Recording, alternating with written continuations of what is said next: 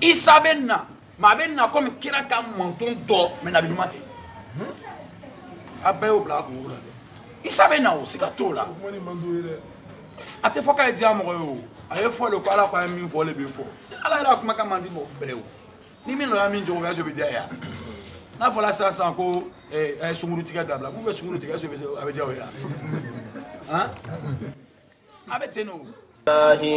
والمغاني من كراني أو مباني كل ذي ويك سراب والغروحا للمعاني أين هاهن حقها كنت لها سبع مسا شاهدين ربنا آمنا لما أنزلت واتبعنا رسولا فاكتبنا مع الشاهدين ربنا آمنا لما أنزلت واتبعنا رسولا فاكتبنا مع الشاهدين ربنا آمنا لما أنزلت واتبعنا رسولا فاكتبنا مع الشاهدين ربنا آمنا بما أنزلت واتبعنا الرسول فاكتبنا مع الشاهدين بسم الله أقوى تغنيني تغنيني الله تعالى في كابو إبليس ما من كلا دانفين كونانغوي من كلا برا بولفيني على كنيما كرو أما نسمع لسيجي كلا أمو داونا الله تعالى تبارك ما دنيا نعمة تيجي لهرا نعمة كريم بغاتي قبل على كجوني مويه تمانا منا جبريل أكو مريم أكو الله تعالى دو الله تعالى بني سوديا نكما كان دوي وكما كان كونو وكما كان توغو مسيحو نوي إيساي نوي مريم ديني كا إيسا كي lahoroma mogo ye dunia kono ni nabi nyuma ya soroli ye ka Isa fana ke lahoroma mogo ye lahara ka Isa yere fana ke masunya baga ya Allah taala la ako Isa bena mogo kuma nyoya ka to den tan fani kono ani akoroba ni wa mina salihina Isa fana be mogo nyuma uchema Maryam ko ako matigi ala chogo juma we demeke chogo di ne Maryam bolo ka soro chema senema ala taala ko Jibril ko ako abo chogo lela ako ala yere zati do ala be dani ke fena femi ka ala taala dia ako na ala taala ka fendo lanyini ikalo o fen abe foli ke o fen to ma ke o fana be ke ikalo ni aya ni kisa chama le bia afamna parce que ko Maryam mama manam na Jibril ko Maryam mama inna Allah yubashiruki fami ko do famu bushra yamu yeki ni sodia hein Jibril le ko Maryam mama ala ko ni sodia kwa bina bendi mais est-ce que madame to furu ma to ma furu mais ala be faka ya kaba ko le yira ngara mo ala e masa mi kaba ko masa danu parce que ni ka Adama fle na fati Adama la bati Adama la ala ka Adama dani kun fana Allah jama Adama faalo jama balo Adama dani ni kun faya kun ye Adama lani fana tola atlala ka fen wore fana bo Adama la no ya Hawawi mo pola Adama galaka kolo nyuma le la tumana na Hawawu dana ka Adama galaka kolo la kuma la yini ye bi 600 Adama bena fa ma Hawawu la ko ite magala de parce que haram yale mafia afuruna furuti Adama ko ala ma me boni furuna furi miya me yorom na fo itiyo ako soli ke nga Muhammadu ka sallallahu alaihi wasallam me yo no yoro lila Mamadou ko a ko ntu be ka sɔrɔ foyi tɛ yen ka sɔrɔ ala b'a ka ala Mamadou ko ten ntu be ka sɔrɔ foyi tɛ yen mais ala tun bɛ yen donc ni Mamadou tun bɛ k'a ka kɔrɔ ni Adama ye a kana bari la parce que ala ko n'i bɛ sɔli kɛ mɔgɔ la kɛ i da ka min kuma mɛn mais a ko sɔli ka kan a ko kayfa usalli alayhi a ko cogo jumɛn bɛ sɔli ka kan a fɔ dɔrɔn ko la ilaha illallah muhammadu rasulullah a ko n'i k'o fɔ dɔrɔn ka hawaw daga i hakili muso ye mɔgɔ bɛ se ka mɔgɔ furu ni kɔrɔnaya ye mɔgɔ bɛ se ka muso furu ni kɔrɔnaya ye ni foyi t'i bolo muso furu ni kɔrɔnaya ye mɔgɔ bɛ muso furu ni bagi bagi i bɛ bagi kelen ta dɔrɔn nɛgɛ finma k'a di ko n ka k'a furu nafolo a bɛ minɛ a bɛ furu siri a bɛ k'i ta ye a bɛ se ka sɔrɔ limaniya mɔgɔ bɛ hali sini hali n'a fɔra ko diɲɛ yɛlɛmana mɛ mɔgɔw bɛ yen mun bɛ ala sira kan hali sini a faamuna kɛra ka furu dɔ siri a y'a saba dɔ furu siri ni kɔrɔnaya saba kɔrɔna sura saba riwaya dɔ la dɔ bɛna fɔ ko suratul bakara suratul ali imran suratul nisa kɛra k'o ta ka furu siri a ko sahabatɛ ma a ko ni nin sura saba ye n k'a furu siri i ma o kɔrɔ de n'a donna i ka so a y'a furu nafolo hakɛ min b'i ka a kalan kɔrɔna la a bɛ se ka kɛ o nka anw tɛ sɔn ka fan musow kalan kɔrɔna la dɛ anw yɛrɛ sen ban bɛ kɔrɔna kalan ma ko a cɛ k'e taa nansɔngɔ ɲini i bɛ kɔrɔna kalan la yɛrɛ sɔrɔ a ma nɔgɔ dɛ mɛ an bɛ min bɛ yen an bɛ taa parenthèse bɛɛ y'i jija i den ye kalan kɛ bɛɛ mɔgɔ bɛɛ y'i jija i den ye kalan kɛ mɔgɔkɔrɔbaya t'a la foyi t'a la k'a bɛ école la o tɛ kalan saba ni vacances sera kalan wɛrɛ bɛ yɔrɔ bɛɛ n tɛna publicité kɛ kalan wɛrɛ bɛ yɔrɔ bɛɛ parce que n ko i taa n'a ye an fɛ i bɛna fɔ ko n bɛ fɛ i ye na wari d'a ma i kana n'a ye mais taga n'a ye kalan kɛ a faamuna ala ka hakili ɲuman d'a ma bisimila.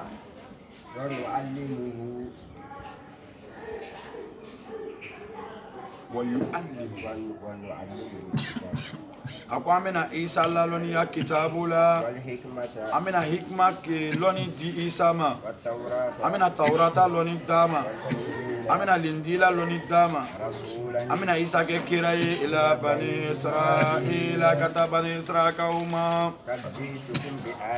ako na umani kabakuna ko doye kabala utala yoro ako ne Isa de ako ne be dani akulu ko korole be mana usawuru me copier di ke parce que ala kelen ne be dani ke mo tsi ka dani ala kelen ne be dani ke e ka ko akulu ko be mana usawuru c'est-à-dire produire une chose hein fabriquer une chose avec créer c'est différent le mot créer et fabriquer c'est deux mots qui diffèrent c'est-à-dire atinionta il n'y a pas de concordance quoi atinionta est-ce que man me femme là donc Isa koko akuluku o kɔrɔ le me dilanni kɛ ani me danni kɛ kelen tɛ ala hakili ɲuman d'a ma bisimila a ko ne bɛ dilanni kɛ ka bɔ kɔnɔ na aw ye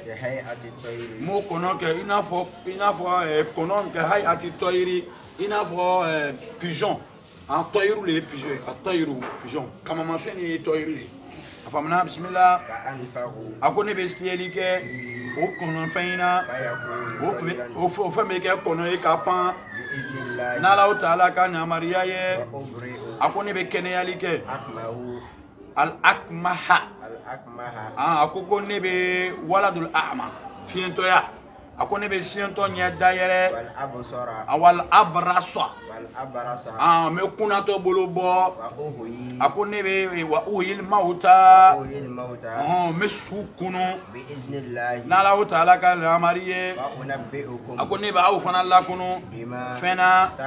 a bɛna fɛn min dɔn sini ani fɛn a bɛna fɛn min garder aw ka bon kɔnɔ i ka o kabako dɛ o ye kabako belebele ye aluma in kuntum n'alo kɛla mu'minina kabi Allahu Ta'ala nya a ko ne Isa ye tiɲɛ fɔbaga ye fɛn na fɛn bɛ ne bolo fila kɔrɔ ka bɔ Taurata la a ko ne bɛ dagali kɛ alu ye fɛn na fɛn min tun haramuyala alaykum aluma akun nana aluma ni kabako bawle ye kabala taala yara aysara Allah taala nya ay tugune Isa ko ikalo ala ne ka ala ani aw yara ka ala ay Allah taala batu ikalo ni sarado mustaqim wa salamin tilinu na majenge tumana minna Isa loniala tumana na Isa e kafiriya sumi nunu yahudiya nunu na Isa ko ako jone ne Isa deme bagaye atala taala ka dina ma awariyuna we ala ka dina deme bagaye oluko ikalo Isa anu do anu ala ka dina deme bagaye an limaniana ala taala ma Isa seriya ikalo anu muslimuna anu islama uleye matigi ala an limaniana fema ye femi latigi limjila la Isa ma anu fana tugula ar-rasula tugula Isa ko ala antogo sebe ma shahidina seriya ba ina na me tafsir ke ami yanita na me tafsir ke am puka ala fana long ko sungalo la ansigila mo be ni ta seriya leke tafsir min be daro badam netini rabbana amanna bima anzalta ala ko aya ni digi Isa mo kan ko elimani Isa lema ko manu be biwati lela ama fo rabbana antigi ala amanna an limaniana bima fema anzalta ye femi digi Muhammadu kan sallallahu alaihi wasallam wattaba'ana ar-rasula antula Muhammadu ko faktubuna ala antogo sebe ma shahidina kiyamalun seriya ba o chema non parce que ibe ni ke ala balon kan sigi men ala balon kan sigi men mi ye kabako ya kabako do be kasigi mi kabako ala ko la kasigi hein ala jamana kasigi zikur kero la kasigi wajilu kero la sadi ala be ko fo yoro kasigi afamuna kabako mi bala de ni meleka unana meleka obenaw ni meleka unana obenana anfle ameka hein obena burika ta ala sore ala mogodo be duguma o ken be ki ko fo de bon obeta fa la eto o la ba ko facture na ma shahidi obeta fo ala mogodo be dugu kolo ko kan quartier Gandhi kono o ka yoro denin do soro o ken be ki de ala ko fo songalo na ala kasatuma be de ala ba fo meleko ma ay se ko ay to nyini nga be muni fe lolo koson ni nana ala ko yoro la kasoro yakli be yoro re be songa fo banaji ko de oui wala ibile ni nana ala ko la yakli be yoro re be songa fo banaji ko parce que ala est kelen flatter on peut pas associer deux choses à la fois ala bi ngoro la business bi ta business ke o pour que c'est ala so mais ne nyana ngoni ka ala le ke joro business be na erema ne ko ni fede o ne ka limeni ay ni ka ala ta ko bo mena tafsir la mena leri kelen ta ka tafsir ke ni bola ki ya magasin ni tu ngala mo ni se ko la be na nguli kile aminu ya tukan kata soro ite ide ala be ko do se ngoro utina wakati tumana na ki asra ta be kan ga sola bil fati ke ya kasabela kata ya magasin na i dona do ka portable meta se ita kana do ite se ka ba se ita tu je devais venir depuis matin ate se ka no parce que nana mina o fa kan ga bo ale na mina ala yere ba bloquer parce que nana ala tali ke fono ni mo mi ka ke ala ya ala ba ki de ka fo ko no iti ba ke ala ya ala ta ki sa ki ma ka ala parce que kodo be fono ni ba ke ele nyana ki ba ke ala le ka so ni ma ka ala ko ko no ka ko ke ni yere yira i ma ka ala ni be soni ke ni bolo ni me bolo juge le ka la ki kana soni ke na on ta bitato yere hey zarena te ko flam na yesu ntika i ka le bulo i ko na ka dire même i ko ma di ala kama i ka dire pour que toi minu balo ko 10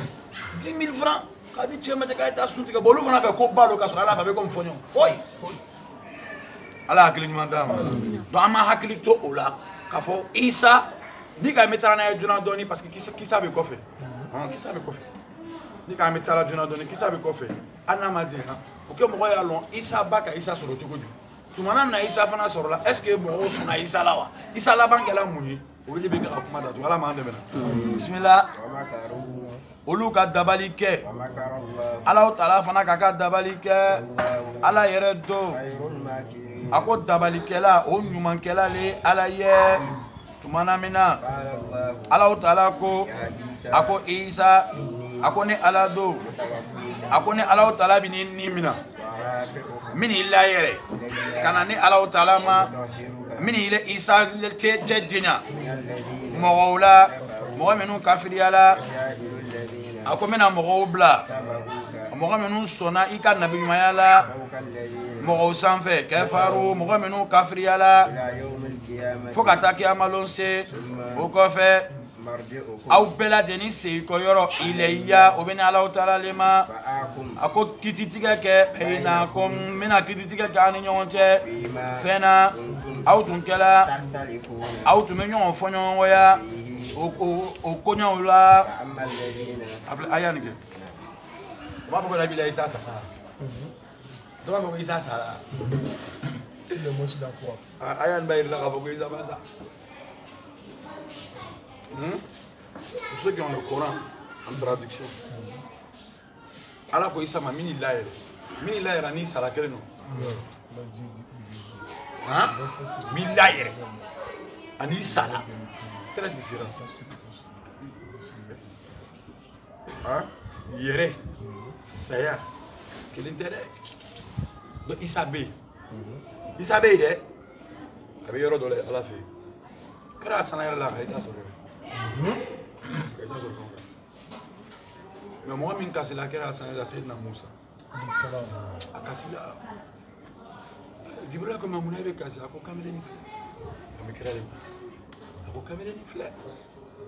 a nana bɛɛ kɔfɛ mais a ka jama min sɔrɔ an si ma sɔrɔ Ala fana yirana la jama Ala bɛna ɲini a mɔgɔ minnu na ko don alijinɛ kɔnɔ Ala anu min nana ɲɛ an mɔgɔw tun b'o sɔrɔ olu nabi ɲuman tun tɛ asidiya la o anu ne fɛ yan dɔrɔn ni denmisɛn kurula ka kun bɔ Ala ko la dɔrɔn wilo k'a bɛ fɛ ale wolola lo ɲuman an bɛ ɲɔgɔn sɛgɛn Ala hakili ɲuman d'a ma donc pour dire que Isa be Isa ma sa et puis Isa k'a fɔ ko o ka Isa pointé croix kan wiya lo wilayi Ala bɛ sɔn ma a ta ka nabi ɲuman ma yala Ala bɛ sɔn a ta nabi ɲuman ma Isa tumana min na o nana janfa kɛ o nana janfa le kɛ dɛ o nana janfa kɛ wagati min na ko bɛ Isa faga basa bɛ na ni kuma min ye a man di o tolo ye Isa borila o dɛ n bɛ fɛ ka min f'i ɲɛna ka bɔ i juguw kɔrɔ cɛya lo k'a fɔ ko non j'ai la force j'ai une réplique o to yen ni jama fanga bonyana ma ni juguya fanga bonyana i ma bɔ yen Isa bɔla yen Isa bɔla ka taa yɛrɛ sɔrɔ kuru dɔ kɔnɔ a bɛ Ala bato yɔrɔ min nafigiw le wulila ko a bɛ kuru kɔnɔ an ye taa o an bɛ taa labɔ ka na n'a ye o nafigi kuntigi minnu tun bɛ jama ɲɛfɛ dɛ o taara se kuru kɔnɔ Ala ka Isa ɲɛda le ta k'a di nafigi cɛ ma Isa ɲɛda tani k'a di nafigi cɛ ma ale fana bɔra ko an ka yɔrɔ ɲɛnama yɛlɛ komi e de ye jɔn ye nɛgɛla ŋini le ala k'i ma ye i ma cogo jumɛn e yɛrɛ Isa bɛna fɔ ne k'i ma Isa ye a faamuna donc o kɛra yɔrɔ min na dɔrɔn Ala ka Jibrila ci n'a kama ye a nana Isa ta ka taa n'a ye sanfɛ walahi Isa bɛ yan ma sa foyi tɛ Isa la a fana bɛ segin o siga kana k'i la dɛ maintenant a bɛ segin o nabi ɲuman lo wa ou bien nabi ɲuman tɛ kuma bɛ yen nabi ɲuman tɛ a bɛ segin wagati min o ye nabi ɲuman wagati tɛmɛna an bɛ lagare a wagati de la lagare le ye kira ye lagare wɛrɛ tɛ lagare min kɔ kira Isa bɛ na mais a bɛ na komi kira ka manton dɔ mais nabi ɲuman tɛ a bɛɛ y'o bila a kunkolo la dɛ Isa bɛ na o siga t'o la a tɛ fɔ k'a ye diya mɔgɔ ye o a ye fɔ le ko Ala ko a ye min fɔ o de bɛ fɔ Ala yɛrɛ ka kumakan man di mɔgɔ bɛɛ ye o ni min nana min jogo bɛ so bɛ diya yan n'a fɔra sisan ko sunkuru tigɛ dabila k'u bɛ sunkuru tigɛ so a bɛ diya o ye han a bɛ ten o Ala ka kuma bɛ fɔ de pour que a ye digi sɔn na i bɛ sɔn tɔgɔ dabila Ala ko dɔlɔ man ɲi n'i ko dɔlɔ man ɲi a ko dɔlɔ man ɲi a b'a ɲɛ couleur changer o n'i ko so ma so man ɲi mais a b'a c'est comme ça donc pour dire que Ala ka kumakan tɛ fɔ k'a diya mɔgɔ ye dɛ a bɛ fɔ de pour que k'a lɔ i la i b'a dabila Nabila Isa Bena. Mais sa venue là, il vient plus comme un prophète. Hein? Il vient comme l'un des membres de la Ummah Muhammadienne. Nafanan nana, abena kele doke. Isa bena kele doke o. Avec kele doke ni Dieu Dajalu. Dajalu est Dieu ala ka d'enfin du coup do nya kele nu kele sen kele bolo kele, mais akafari. Ni Dajalu ka kumbo dron Dieu wuli la. Dieu wuli tamasero obey. Ya juju fana bey, ma juju bey. Ya juju ni ma juju muye. No lu ka fen soro, o ba kunu, allo ka lu soro ba kunu. Ala ko bonya ka lui. Ma o ya juju ni ma juju, Daouda le ko lu gbere yoro do lay. Nabila Daouda we ba do duguma, ba ti do duguma. O lu gbere nu no wolay. À chaque fois, no lu ka a chien ko be bo, na to la so ni o kan ka bo, bara to te che, o ta ko commentaire reposer kana siniwa. Ala ba da tukutu. L'homme n'a pas sera caché qu'à bossa no ko kumbo l'homme Dieu oula. Dieu ouli ta ramasser au béni. Donc Isa benana ni Isa nana abena kekera ka menton doye abena keleke ni dajalu abena dajalu fana fara. Ay dajalu e kafiri dina dugu bali. Na bana o la 600 ça, il va attester la foi. Slamalo ala mogolo, il va attester la foi que Muhammadu mi namba ka wakati la de ala katide yerere lo hakan. Suna ka foko Isa na tunu comme nabi nyuma o tsika ke o. Khatamin nabiyina amu ka wakati de la nabi nyuma bela la khare amu ka wakati de. Isa nali koni o nabi nyuma ya o bana ma kon bena a mission tobe abena. Bokana modo ko atena abena sa abena. Parce que ni koko Isa tena, ni le koko Isa tena, ala do koko kullu nafsin zaiqatul mauti. Isa ma fatu abemi, abe sans feu, ate ça. Abe ça. Do foye na ole fana nene ala ka masaya kon. Ala ka mission mi dama yo fana accompli ka soro ka segi. Ma abe segi o wakati la pas étant un prophète parce que a wakati temena. A wakati temena. Est-ce que man be famu? Ala en sutra. Bismillah. Anga me mogolema mogo menu kafiri ala akone ala o tala bunulu jangata la jangata mi fanga ka bon dunia kono anillara wa malahum akolu mogodo deme bagatola anga me mogolema mogo menu limenala o talama otla ka barake as-salihati baranyumaula ala utala bina dafalike olu ka barajula ala yeredo ala te kanunike azalimina ala te tonike la ufe ako ame kala ame natluhu kore mana nakusu okore ame kisala boke ele Muhammadu ma non ça qui va fort miya normani va fort natluhu zalika alayka va fort natlu alayka zalika min al ayati afamna bismillah natluhu akwa me kisala boke ile o kisaina ile Muhammadu ye min al ayati kabo kuna ko la la minke nabillahi Isa ye ani akilila jigi ala hakimi min tlenino ikalo nabillahi Isa ka misaluya Allah Ta'ala fait Isa be fo Adama Allah Ta'ala Adama da kabe bogola o ko fe qala lahu Allah Ta'ala ko bogoyima ako ke mogoye akela mogoye ako tian yere o bolay matigi ala yoro ako kana ke minal mumtarina kana ke siga baula ako ni mogami yele Muhammadu soso kabon nasarawla nabillahi Isa ka kola ako tumana minna nalikela ile Muhammadu ma kabollo ni chamana afolike aina ame wolelike andeuna anadeuna ama muso wele aba muso wele an yere kumbe na afana yere kumbe okofe ame blalike ame naj'alu ame kelike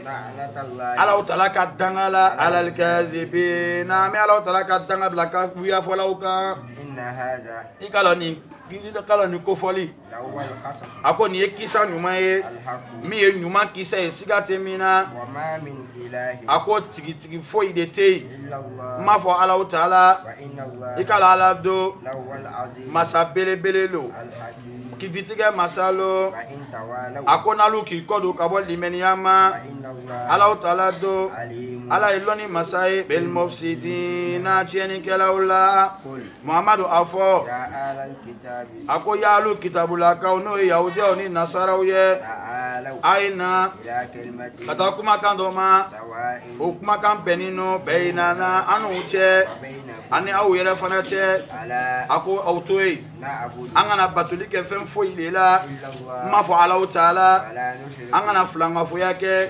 fo ilela na ala taala ye ولا يتخذ ako do kana blomina بعدا do kana do ke أربابا ka ala ye من دون الله ka ala taala toy فإن تولوا ako na ya kodo okola فقولوا aga foli ke أشهد an seriyala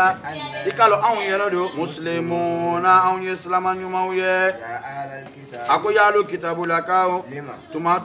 تحجون munna kosɔn a bɛ kɛlɛ kɛ إبراهيم nabila ibrahima ka kuma na ka diina na وما ani fɛn أنزلت التوراة a ko tawurata yɛrɛ jigila والإنجيل ani lindila إلا ma fɔ من بعد nabila ibrahima kɔfɛ أفلا تعقلون yala a tɛ hakili sɔrɔ wa أنتم alugo هؤلاء walayi alu yɛrɛ n'a ka kibaruya حاجتم aw bɛ sɔsɔli kɛ fɛn na لكم fɛn min bɛ aw ye به علم fɛn min lɔnni bɛ aw ye فلما a ko tuma juma تحاجون mun de b'a to a bɛ sɔsɔli kɛ والله fima laysa lakum bi ilmun بما ليس لكم به العلم fɛn min lɔnni tɛ aw la والله a ko ala taala do يعلم ala de bɛ ibrahima cogoya lɔn alu do la ta'lamuna aw tɛ ibrahima cogoya lɔn ما كان إبراهيم a ko nabilahi ibrahima ma kɛ يهودي yahudiya tun tɛ ولا نصراني nasaraniya tun tɛ ولكن ibrahima tun kɛla كان ibrahima tun kɛla حنيفا ibrahima tun kɛla tilenbaga ye مسلما ibrahima tun kɛla ala kelenbagatiyabaga ye وما كان ibrahima ma kɛ benal mushrikina ma kɛ filanga foyala abada إن أولى الناس i k'a lɔn mɔgɔ min ka kan بإبراهيم ni nabila ibrahima ye الذين an ka bɛ mɔgɔw le ma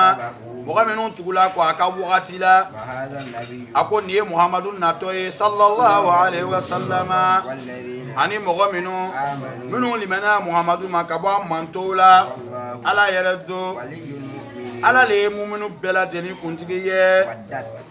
kanunikɛla طائفة jamakuru dɔ la من أهل الكتاب ka bɔ kitabulangaw la لو يضلونكم aw n'o b'aw la fili وما يضلون olu ma kɛ filibaga ye إلا أنفسهم fo yɛrɛ ni kun وما يشكرون olu ma kɛ somibaga ye يا أهل الكتاب yalu kitabulangaw لما mun kosɔn تكفرون mun kosɔn a bɛ kafiriya آيات الله n'alaw taala ka kur'ana ye k'a sɔrɔ aw yɛrɛ do